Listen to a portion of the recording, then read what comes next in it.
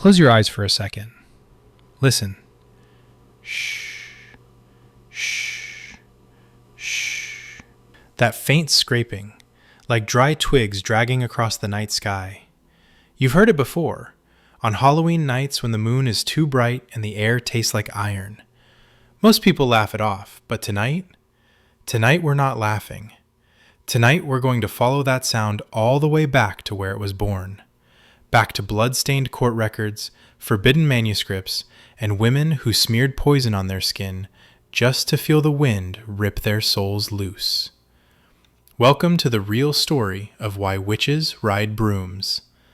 Keep the lights on if you want. It won't help. The word broom comes from Old English brom, the spiky, yellow-flowered shrubs that grew wild across medieval Europe. Farmers' wives bound those thorny branches to ashwood sticks. They called it a besom. It was the most domestic object imaginable, sweeping hearths, chasing chickens, brushing cobwebs from rafters. Yet in the eyes of the church, the besom slowly became something unholy. Why? Because it belonged to women. And anything that belonged to women, especially poor, widowed women who lived alone at the edge of the village, could be twisted into proof of devil worship. In pagan times, farmers performed fertility rites at planting season. They would straddle besoms, pitchforks, or poles and leap high into the air in the fields, believing the higher they jumped, the taller the crops would grow.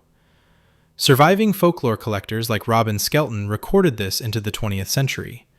To the church, those innocent spring dances looked like women riding phallic objects through the sky. The seed was planted. Turn your mind to northern France, 1451. A poet-cleric named Martin Lefranc finishes a massive 24,000-line manuscript defending women's honor. Inside it, on a single illuminated page, he includes the very first image in history of a woman flying on a broom. She wears the distinctive headscarf of the Waldensians, a Christian sect that allowed female priests. The church had already declared them heretics. One woman soars on a simple household besom. The other rides a plain white staff. Both are heading to the Sabbath. Lefranc thought he was mocking the absurdity of witch trials. Instead, he accidentally gave the Inquisition the perfect propaganda image. That picture was copied, spread, and burned itself into the European imagination forever. Only 2 years later, a priest named Guillaume Edelin is arrested for preaching that witch panics were nonsense. Under torture, red-hot pincers, the rack, boots filled with boiling oil, he finally breaks. His confession, recorded in Latin, "I anointed a stick with unguent, mounted it, and flew through the air to the synagogue of Satan." He is the first person in recorded history to claim, under oath, that he personally flew on a broom-like object. Edelin was a man, which makes it even stranger. But the church needed confessions, and torture always delivered. His words became legal precedent for the next 300 years. Chapter 5. Lady Alice and the Galloping Ointment. Go back further, to rain-soaked Kilkenny, Ireland, 1324. Lady Alice Kittler, wealthy, 4 times widowed, accused of poisoning her husbands.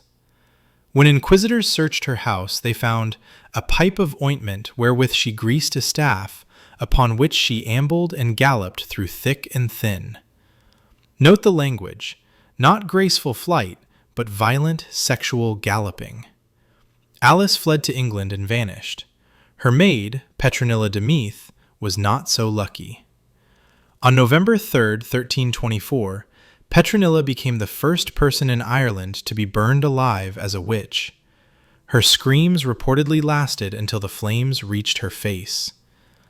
This is the part that will make your skin crawl. Modern pharmacology has reconstructed the exact recipe. Take deadly nightshade, Atropa belladonna, henbane, Hyoscyamus niger, mandrake, Mandragora officinarum, thornapple, Datura stramonium, sometimes infant fat or bat's blood for extra potency, Boil in lard or oil until it turns black and sticky. Why rub it on a broomstick instead of drinking it?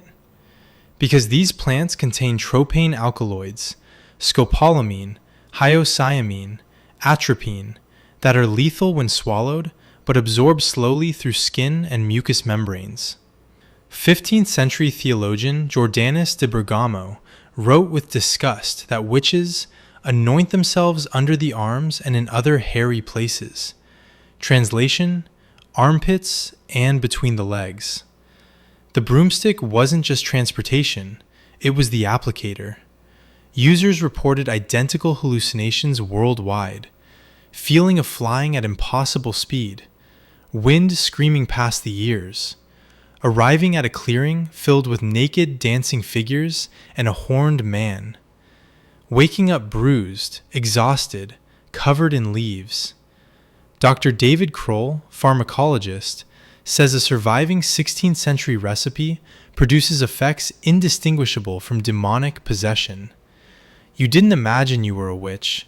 The poison made you believe it with every cell in your body. Heinrich Kramer publishes the Malleus Maleficarum, the most evil book ever written. Chapter after chapter obsesses over flying ointments and brooms. Kramer claims witches can fly hundreds of miles in minutes, pass through keyholes as smoke, and return before dawn. Over 30,000 copies were printed, more than the Bible at the time. Every judge, every priest, every torturer owned one. The besom stops being folklore. It becomes evidence. 1617, Lancashire, England.